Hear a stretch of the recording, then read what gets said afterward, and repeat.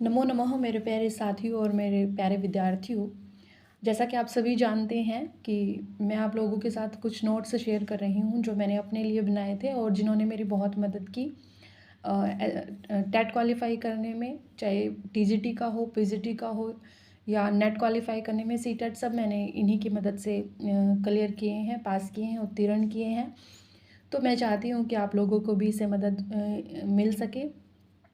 आप लोग ज़रूर देखिए और आपको अगर मदद मिलती है वास्तव में तो कृपया करके आके मुझे बताइए, और अगर अच्छे लगते हैं तो आगे देख लीजिए।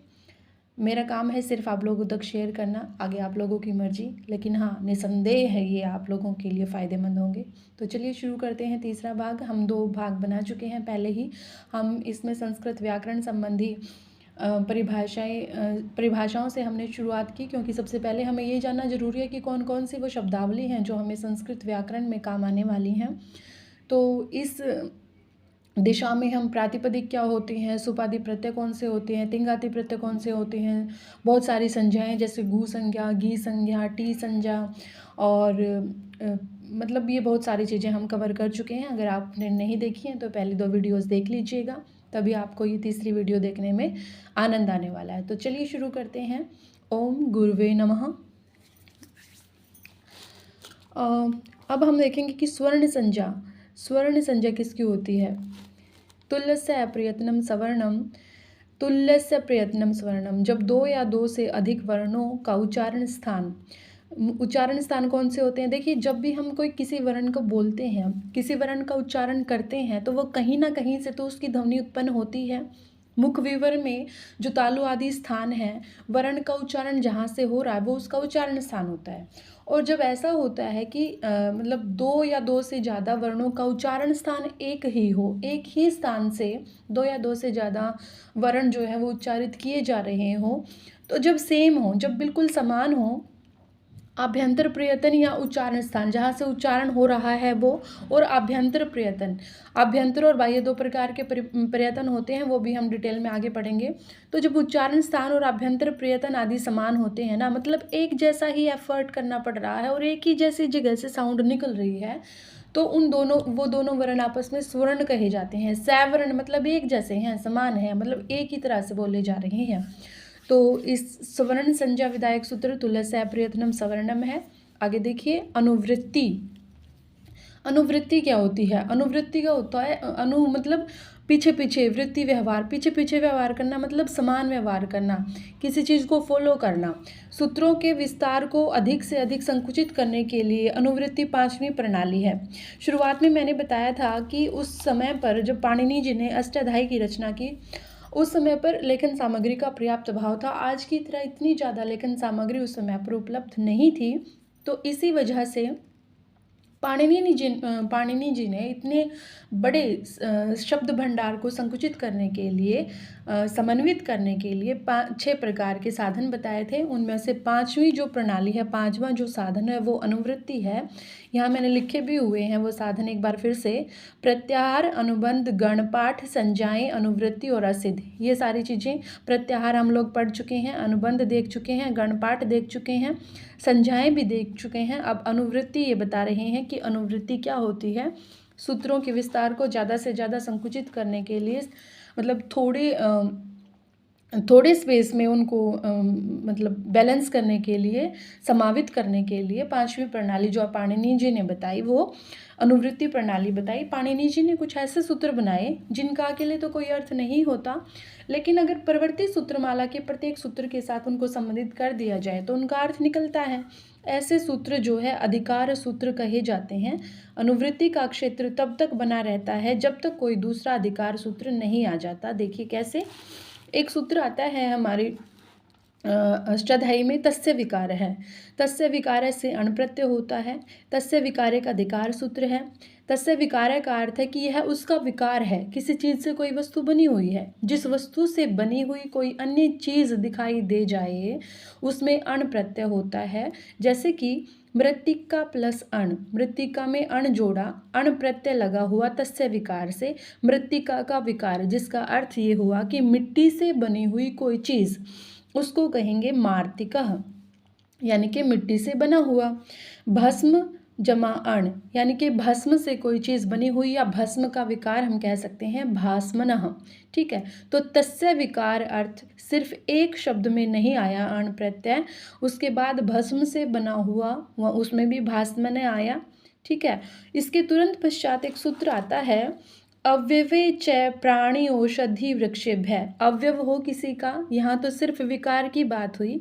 उसके बाद इन्होंने कहा कि अगर कोई चीज़, कोई अंग किसी का अवयव है, कोई किसी का अंग है, या प्राणी औषधि वृक्ष आदि की बात हम कर रहे हैं, इनका विकार है या इनका अवयव है, तो भी अण प्रत्यय लगेगा। तो देखिए इसका मतलब ये हुआ कि तस्य विकार की अनुवृत्ति बनी हुई है, तस्य विकार को फॉलो किया जा रहा है। तस्य विकार सूत्र से जो अण प्रत्यय हुआ था उसी की तरह अण प्रत्यय होगा अवयव और प्राणी औषधि वृक्षेभ्य, इन सभी में भी। जैसे मयूर प्लस अण मायूर है, तो हम यहाँ पर मयूर से विकार या मयूर के अवयव वाला, ठीक है, मयूर के अवयवो वा, मयूर से विकार है अवयवो वा, मयूर का विकार या मयूर का अवयव, तो यहाँ पर अवयव अर्थ में भी अण प्रत्यय लगेगा। तो इसकी अनुवृत्ति बनी हुई है, मतलब जैसा ये करता है ऐसा ही होगा जब तक कोई और अधिकार सूत्र नहीं आ जाता। मतलब एक ही चीज़ को फॉलो करते जाना जब तक कोई और ऐसा सूत्र ना आ जाए जो इसको बदल दे। मरकट प्लस अण तो बन जाएगा मारकट है, यानी कि मरकटस्य विकार है अवयव वा, मारकट है मरकट का विकार या मरकट का अवयव। ठीक है, तो वो बन जाएगा मारकट है, यहाँ पर भी अण प्रत्यय आया। उसके बाद देखिए अव्यवे च प्राणी औषधि वृक्षेभ्य, सूत्र का अर्थ तस्य विकार सूत्र की अनुवृत्ति से ही स्पष्ट होता है। अगर हम सिर्फ ये लिख दें कि अव्यवे च प्राणी औषधि वृक्षेभ्य, मान लीजिए कि हमने ना वो तस्य विकार को नहीं पढ़ा, हमने उसको स्किप कर दिया, छोड़ दिया, और हम सीधा ही सूत्र पर पहुंच गए कि अव्यवे च प्राणी औषधि वृक्षेभ्य। इस सूत्र का अर्थ तस्य विकार सूत्र की अनुवृत्ति से स्पष्ट होगा। सिर्फ इसको पढ़ लेंगे तो हम समझ नहीं पाएंगे कि अव्यवे च प्राणी औषधि वृक्षेभ्य इसका क्या अर्थ है। इन्होंने ऐसा क्यों कहा कि और अवयव में भी प्राणी औषधि वृक्षों के साथ अवयव में भी क्या अण प्रत्यय, लेकिन वो आया कहाँ से था, किसकी बात चल रही थी, बात चल रही थी कि तस्य विकार है से अण प्रत्यय होगा। फिर आगे जाकर इन्होंने कहा कि भाई अवयवों में भी होगा प्राणी औषधि वृक्षेभ्य, प्राणी औषधि और वृक्ष के संदर्भ में अगर अवयव की बात की जाएगी ना तो वहाँ पर भी अण प्रत्यय होगा। तो मतलब उसी में ऐड ऑन किया गया कि उसी की तरह चलो, यहाँ तक अवयव में भी चलो तस्य विकार की तरह है, अगर विकार है उसमें तो होगा ही होगा अवयव और प्राणी औषधि वृक्षेभ्य, प्राणी औषधि और वृक्ष के संदर्भ में अवयव अगर आ जाएगा तो वहाँ पर भी अण प्रत्यय ही होगा। तो उसी को फॉलो करना है, उसी की बात माननी है, तो उसी के अनुसार चलना, उसी के अनुसार व्यवहार करना, वही तो अनुवृत्ति हुई। इसी प्रकार तस्य अपत्यम अन अभिहिते आदि सूत्र हैं। ये जब हम सूत्र करेंगे ना डिटेल में तब कराएंगे, जब प्रत्यय पढ़ेंगे, प्रत्यय प्रकरण के अंतर्गत इन सब का विस्तृत अध्ययन करेंगे। ठीक है, अब देखिए उदात्त संज्ञा। उदात्त किसे कहते हैं, उच्चैर उदात्त है, ये संज्ञा विधायक सूत्र है। पेपर में पूछा जाता है कि उदात्त संज्ञा किससे होती है, वहाँ पर सूत्र कई दिए हुए होते हैं।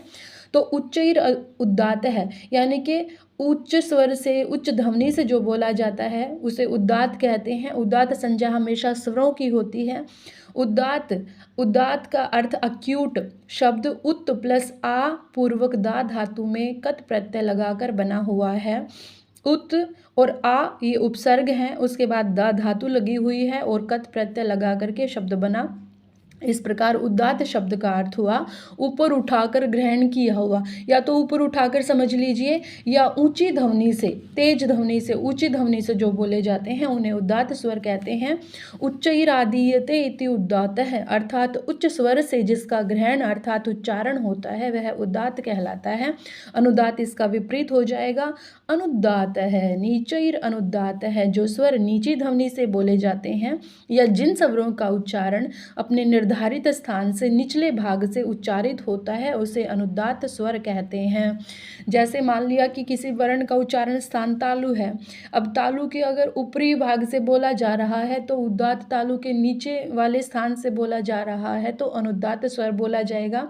या ऐसे भी इसका अर्थ लिया जाता है कि जो शब्द नीची ध्वनि से बोले जाते हैं उन्हें भी अनुदात्त कहते हैं। ठीक है, समझ में आ गई।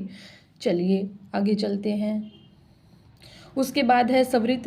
सवरित होता है समाहार है सवरित। भाई जो बीच वाले हैं, ना तो तेज बोले जाते हैं ना निम्न स्वर से बोले जाते हैं, जो बीच वाले हैं मतलब शांति वाले हैं, ना ज़्यादा शांत है ना ज़्यादा तेज है। मुख के मध्य भाग से उच्चारित होने वाले वर्ण को सवरित कहते हैं, या आप ऐसा समझ लीजिए उदात्त और अनुदात्त के बीच की ध्वनि को सवरित कहते हैं, जो ना उदात्त है ना ज़्यादा तेज जोश वाले हैं और ना ही ज़्यादा ढुलमुल हैं, बिल्कुल शांति वाले हैं, जो बीच के हैं। जब ज़रूरत पड़ी है तो तेज भी हो जाते हैं, और जब शांति रखने का टाइम होता है शांत भी रहते हैं। वो होते हैं समाहार, जो हर परिस्थिति में समाहित हो जाएं, मतलब बीच वाले। ठीक है, देख लेंगे, तेज होने का नंबर आएगा तो तेज हो जाएंगे, और शांति बनाए रखने की अगर स्थिति है तो शांत रहेंगे, तो उसको हम समाहार बोलेंगे। एक उदात्त, एक अनुदात्त, एक सवरित, एक बहुत जोशीला, एक बहुत शांत, और एक सवरित है, समाहार है सवरित है, यानी कि ठीक है, देख लेंगे परिस्थिति के अनुसार जैसा भी होगा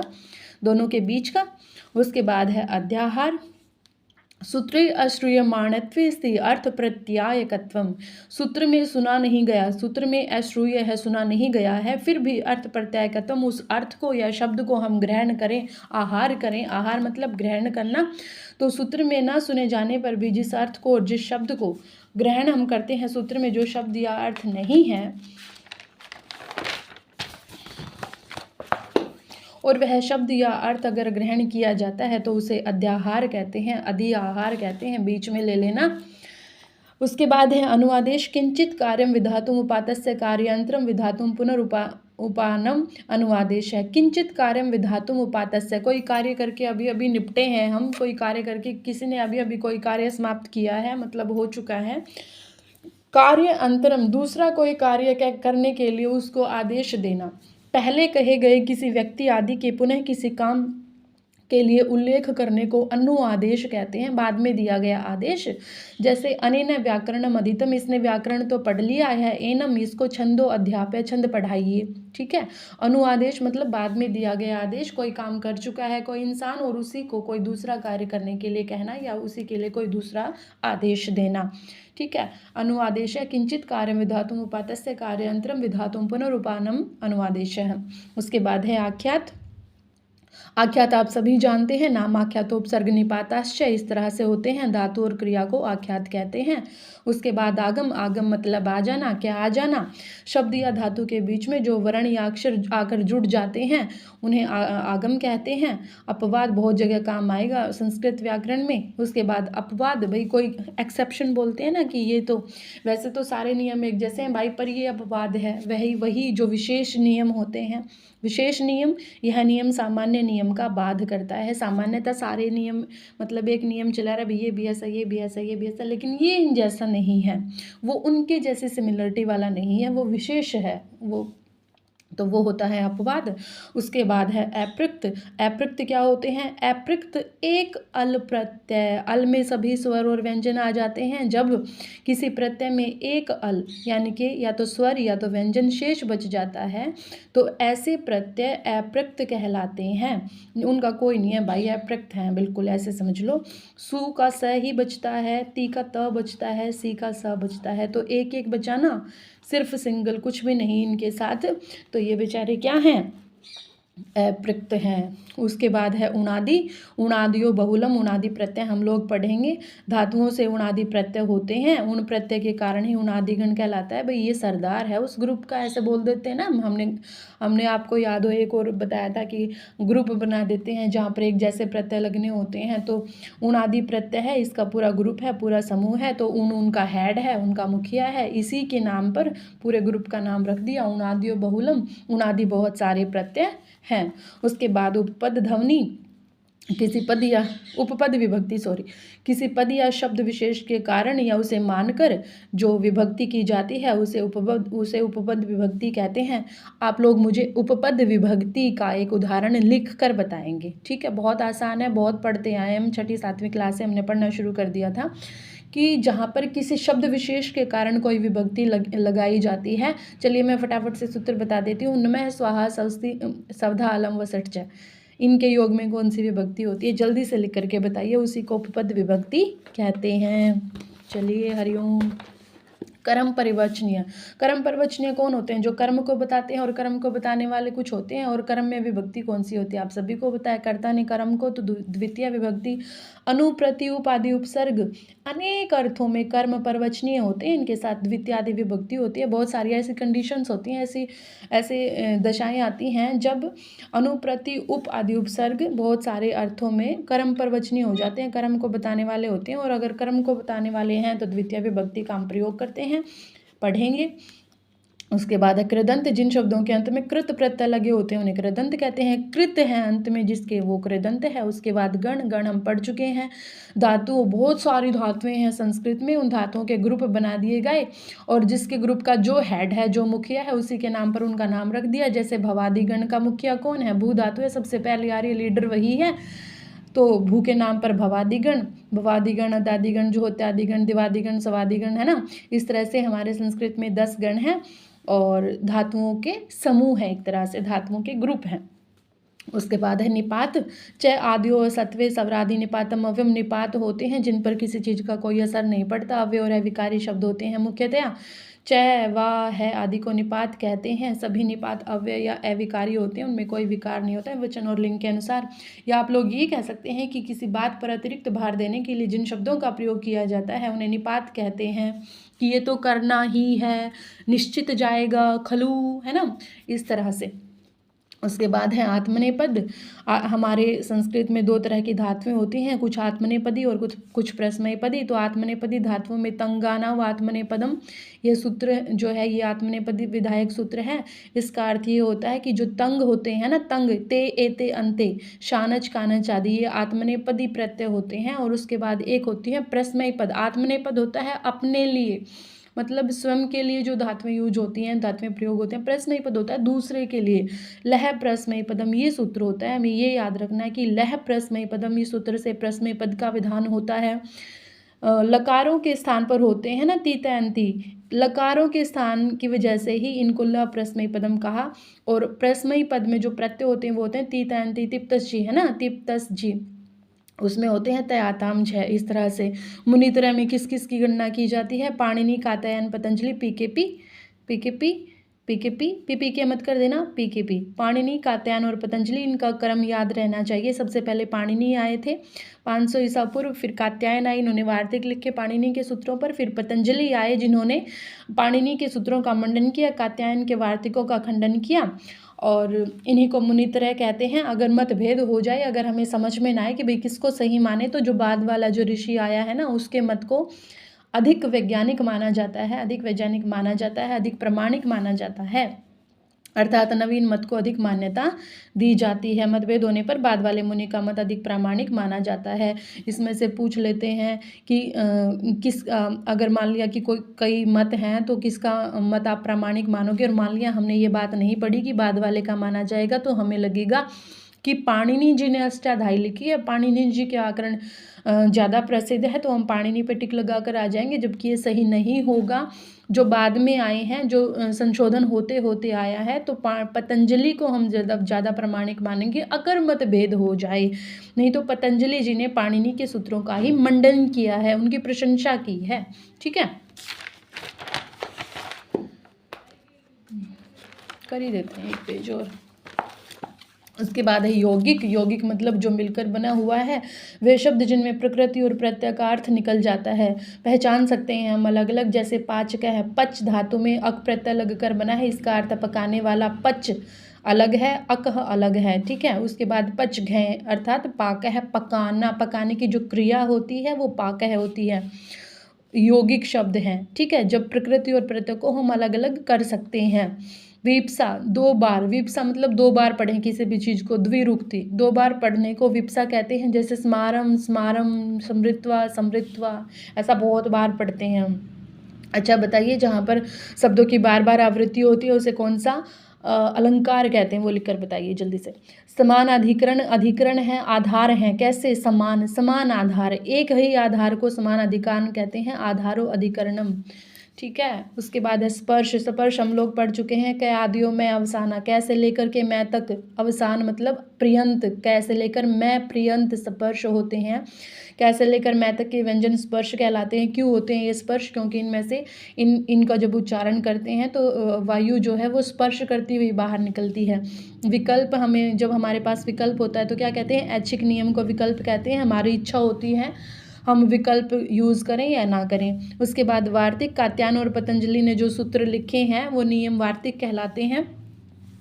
पाणिनि की अष्टाध्यायी सूत्र शैली में लिखी है, इसका मतलब उन्होंने सबसे पहले सूत्र बनाए और उसके बाद कात्यायन और पतंजलि ने उन पर वार्तिकों की रचना की। तो पूछ सकते हैं कि वार्तिककार कौन है?